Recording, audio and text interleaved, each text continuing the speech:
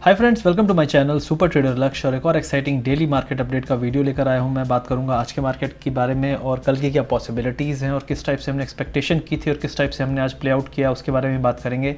और यहाँ पे देखेंगे एग्जैक्टली कि क्या पॉसिबिलिटीज़ और किस तरह का गेम प्लान हम कल बना सकते हैं, क्योंकि मार्केट थोड़ा वॉलेटाइल है तो थोड़ा सा संभल के ट्रेड करने की ज़रूरत है इस हफ्ते। और ग्लोबल मार्केट्स ऑलरेडी हाई पे हैं, तो हाई पे कोई भी करेक्शन बड़ा होता है तो इसलिए भी थोड़ी सतर्क रहने की ज़रूरत है।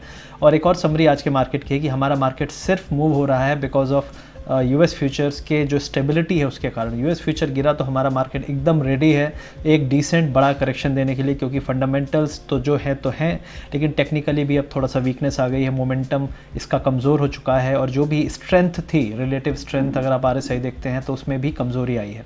अब हम यहाँ बात करेंगे एग्जैक्टली कि कैसा मार्केट रहा। तो खुलते ही गैप अप में खुला, तो हमने यहाँ उम्मीद की थी, मैंने जो भी मेरे मेंबर्स हैं यूट्यूब के और हर जगह मैंने यही कहा था कि खुलते ही क्या करना है, सेल करना है, क्लियरली सेल करना है, या फिर आप यहाँ पे कॉल सेल कर सकते थे या फिर पुट बाय कर सकते थे। अच्छा खासा मूव दिया पुट ने, यहाँ पे ऑलमोस्ट दिया है आपको 50 to 80% बैंक निफ्टी के पुट ने, तो काफ़ी प्रॉफिट है। एक ट्रेड करो, आपका एक हफ्ते का खर्चा निकल जाएगा।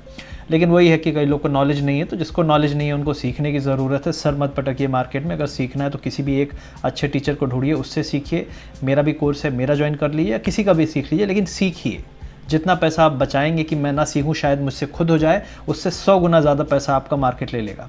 ये हमेशा याद रखिए। तो मार्केट को पैसा इतना मत दीजिए कि आपके लिए खुद कुछ ना बचे और कैपिटल भी ना बचे, ना घर चलाने के लिए पैसे बचे। तो ये बहुत इंपॉर्टेंट पॉइंट है। तो समझिए कि हमने क्यों यहाँ पे खुलते ही सेल किया, और जिन लोगों ने एग्जीक्यूट किया उन्हें अगर मुझ पर ट्रस्ट था तो उन लोगों ने यहाँ पैसे बनाए। जो लोग डाउट करते नहीं नहीं यार गिरेगा नहीं, तो वो लोग कुछ नहीं करेंगे, बैठे देखते रहेंगे तमाशा। और वही चीज़ हुई है आज के मार्केट में।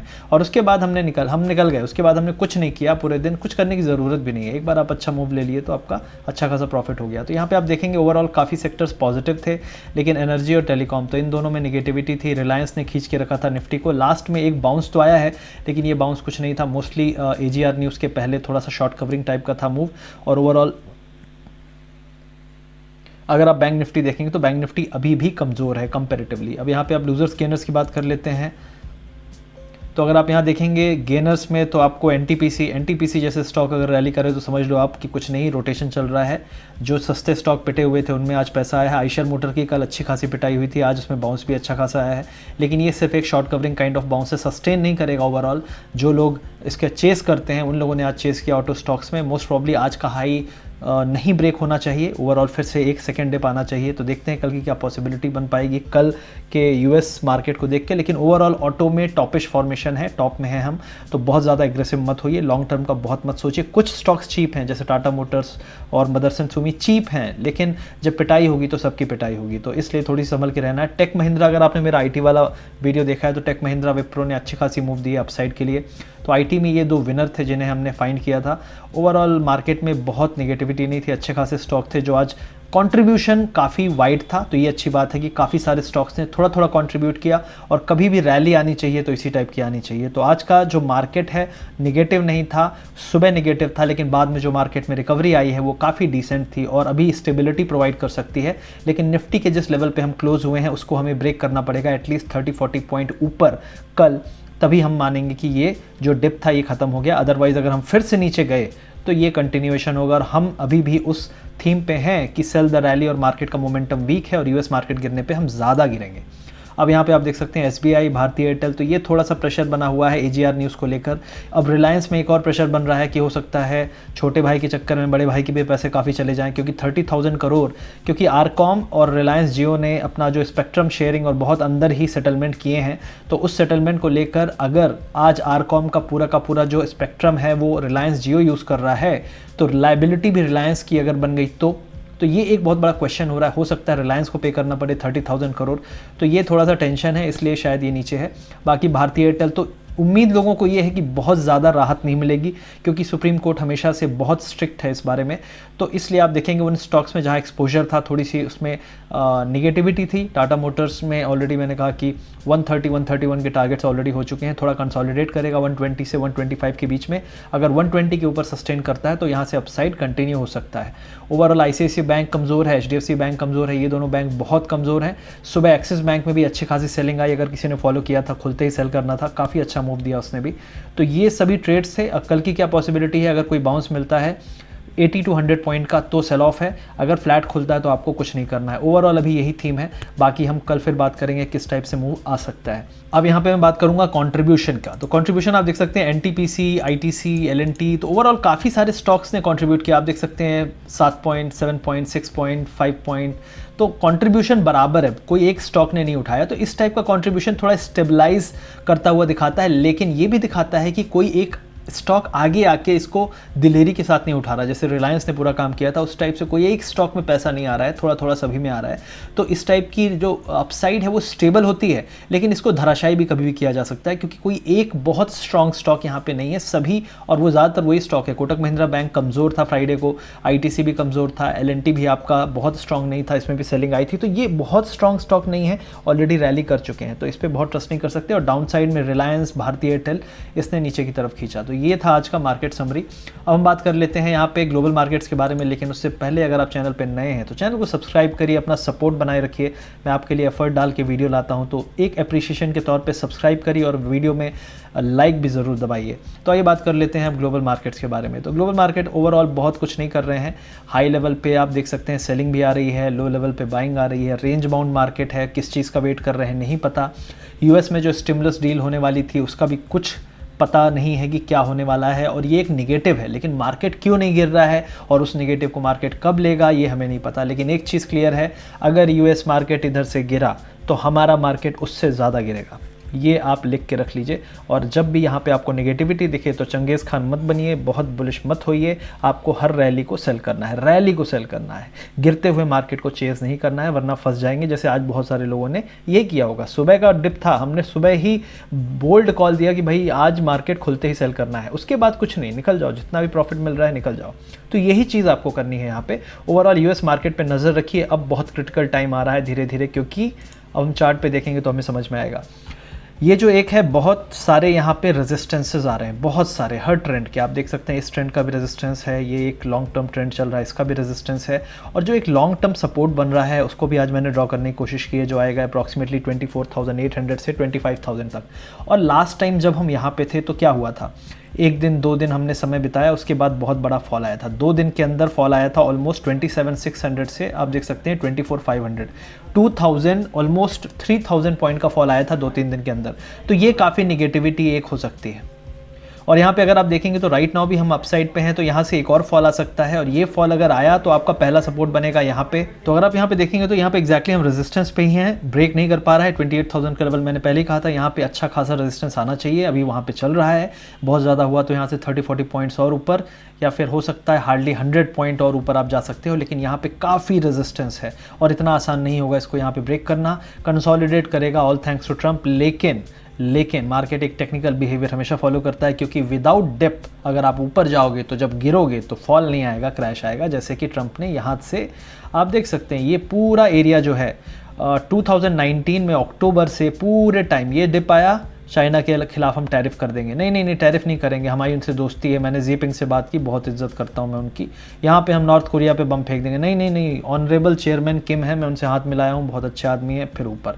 ये पूरे टाइम उसने यही किया, लेकिन अल्टीमेटली क्या हुआ, ये भरे बैठा था मार्केट यहाँ पे, तो अभी भी भरे बैठा है। जिस दिन ट्रंप का हो गया कि भाई अब तो ये जा ही रहा है व्हाइट हाउस से बाहर, उस दिन खेल खत्म मार्केट का, क्योंकि आधा प्रीमियम, एटलीस्ट इस पूरी रिकवरी का आधा प्रीमियम ट्रंप है। क्यों? क्योंकि ट्रंप पुश करता है अपने फंड मैनेजर्स फ्रेंड्स को और फेड को कि वो मार्केट को डायरेक्टली सपोर्ट करे। आपको क्या लगता है, जब मार्केट पहला फॉल आया था, फेड ने रातों रात रेट कट कर दिया था, इनफैक्ट वो पहला फॉल था। तो आप सोचो, ट्रंप ने बोला जल्दी से जाओ रेट कट करो। तो इस तरीके से वहाँ पे हो रहा है, ये दुनिया को पता है, पूरे US में पता है, आपको नहीं पता होगा तो थोड़ा वहाँ के डॉक्यूमेंट्स पढ़िए, फाइनेंशियल जर्नल्स पढ़िए, आपको समझ में आ जाएगा।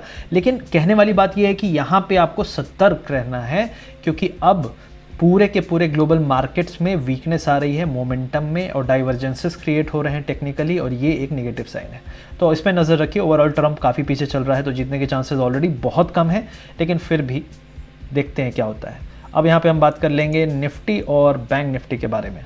अब हम यहाँ बात कर रहे हैं निफ्टी के बारे में। तो अगर निफ्टी आप देखेंगे तो एग्जैक्टली सपोर्ट से फिर बाउंस आया है, और ये बाउंस ठीक ठाक दिख रहा है जैसे पहले आया था, लेकिन अभी तक ये स्ट्रक्चर को हम बियरिश नहीं कहेंगे, बुलिश भी नहीं कहेंगे, ये अभी न्यूट्रल है। सिंपल रीज़न है, जो लोज़ हैं आपके हाई पे हैं और हायर हाई इसने नहीं बनाया है, तो ये न्यूट्रल है, कंसोलिडेशन फेज़ है। लेकिन एक चीज़ है कि ये ट्रेंड नहीं टूटना चाहिए, वरना ये ट्रेंड टूटा तो आपको सपोर्ट दिख जाएगा। ये नीले कलर की लाइन है, ये ब्लू वेल जो है ये इसको खा जाएगी मार्केट को। तो सीधी सी बात है 11,130 अप्रॉक्सीमेटली अब सपोर्ट है। अगर ये ब्रेक हुआ तो आपका 10,700 एक बड़ा लेवल बोल रहा हूँ, ये नहीं कह रहा इमीडिएट लेवल आपका पुराना वाला होगा 10,900 के आसपास, लेकिन ओवरऑल जो ये स्ट्रक्चर चल रहा है ना, इसको ब्रेक कर देगा ये। और ये स्ट्रक्चर काफ़ी दिनों से चल रहा है, आप देख सकते हैं 29 जून से जो ये चल रहा है ये ब्रेक होगा। तो 2 महीने का स्ट्रक्चर जो ब्रेक होगा तो छोटा डिप तो नहीं आएगा। तो मेरा हिसाब ये है कि पहला लेवल जहां मार्केट रुकेगा वो 10,900 होना चाहिए। तो नज़र रखिए इस लेवल पे 11,150 130 के आसपास ये टूटे तो बस आपको भागना है सीधे। अब हम बात कर लेते हैं बैंक निफ्टी के बारे में। अब बैंक निफ्टी में आप देखेंगे यहाँ पे कि हाई तो जा ही नहीं पा रहा है। यहाँ पे सीधी सी बात है, हाई हमने नहीं बनाया, हमने छोटा हाई बनाया है यहाँ पे, और उसके बाद लो एरिया सेम चल रहा है 21,000 के आसपास सपोर्ट आता जा रहा है। इस बार हम 21,000 के पहले ही घूम गए।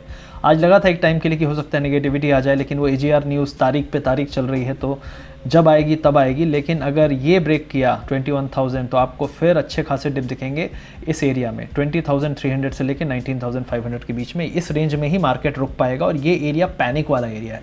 यहाँ पे सब लोग अपने स्टॉक छोड़ के भागते हैं। तो सबसे ज़्यादा सेलिंग होगी आपके HDFC बैंक की, फिर उसके बाद ICICI बैंक की, कोटक महिंद्रा बैंक में भी अच्छा खासा सेल ऑफ आ सकता है। तो ये लेवल बहुत इंपॉर्टेंट है 21,000 का। अगर हम इसके ऊपर हैं कोई दिक्कत नहीं है, हर हाई पे आपको बेचना है। तो अगला जो लेवल आपका होगा 22,190, अगर मिल जाए बढ़िया सेल है वहाँ पे। ओवरऑल यहाँ से अपसाइड कितना आएगा हम नहीं कह सकते, लेकिन जो लेवल पे बेचना है वो हमें पता है। और अगर डाउन साइड में यहाँ पे मिले 21,000 के आसपास तो पहला जो डिप आएगा उसको तो बाय ही करना है, लेकिन वो मुझे नहीं लगता सस्टेन करेगा अगर हम इस बार यहाँ पे गए। तो ये ओवरऑल व्यू है बैंक निफ्टी के बारे में। अब हम बात कर लेते हैं कुछ मेजर स्टॉक्स जैसे रिलायंस। तो रिलायंस ने जो ट्रेंड था तोड़ दिया है, जिस ट्रेंड की हम बात कर रहे थे उसने ऑलरेडी तोड़ दिया है। इसने काफ़ी टाइम लगाया, हमने बात भी की थी यहाँ पे कि ये लाइन देख सकते हैं आप, ये आज का चार्ट नहीं है, ये मैं हर दिन बनाता हूँ। तो आप देख सकते हैं यहाँ पे ऑलरेडी 2113 का लेवल था, उसने ब्रेक कर दिया। अब हम इसके नीचे हैं, अब हम इसके नीचे हैं तो क्या अब क्या हो सकता है? अब पॉसिबिलिटी बनती है आपको 2000 लेवल की फिर से रीटेस्ट करने की। और इसको अगर हमें देखना है कि कहाँ पे हमको सेफली अपने स्टॉप लॉस रखने हैं, वो आपके यहाँ पे होने चाहिए इस लाइन के पास 2115 के आसपास हमारे स्टॉप लॉस होना चाहिए। इसके नीचे सस्टेन किया तो मेरे हिसाब से हमें टारगेट 2000 के मिल जाने चाहिए। एक दिन में नहीं आएंगे, 2 दिन लगेंगे, 3 दिन लगेंगे, ये नहीं पता, लेकिन पॉसिबल टारगेट्स आपके ये होंगे। स्टॉप लॉस आपका मैंने बता दिया है। अब हम बात कर लेते हैं SBI के बारे में। SBI एक एक्सेप्शनल था, आज निगेटिव था बहुत ज़्यादा। क्यों था पता नहीं, शायद पहले ही डर रहा है कि AGR का क्या आएगा, क्योंकि सब बोझ इसी में जाएगा। ये पूरे इंडिया के NPS का डस्टबिन है और इसके अंदर इतना डस्ट है, इतना कचरा है, किसी को भी नहीं पता। SBI जो हमें लोन नहीं देता, वो पतंजलि जैसे कंपनी के रुचि सोया जो उसने एक्वायर किया उसको 1200 रुपये का अनसिक्योर्ड लोन दे देता है। और लोन लेके आप इसी कंपनी को एक्वायर करते हो और फिर बोलते हो हम इसको मर्ज करेंगे, और वो कंपनी आपकी 10 रुपये का शेयर आपका 1500 10 रुपीज़ से 1500 जाता है। इतना पैसा लोग कमाते हैं जो कमाते हैं, लेकिन सब कुछ खेल लोन पे चल रहा है। मतलब आप ऐसी कंपनी को लोन दे सकते हो जो आपको कोई गारंटी नहीं प्रोवाइड कर रही है, और आम आदमी आपको गारंटी भी देगा तो आप लोन नहीं देते। तो इस टाइप का बैंक का क्या होगा?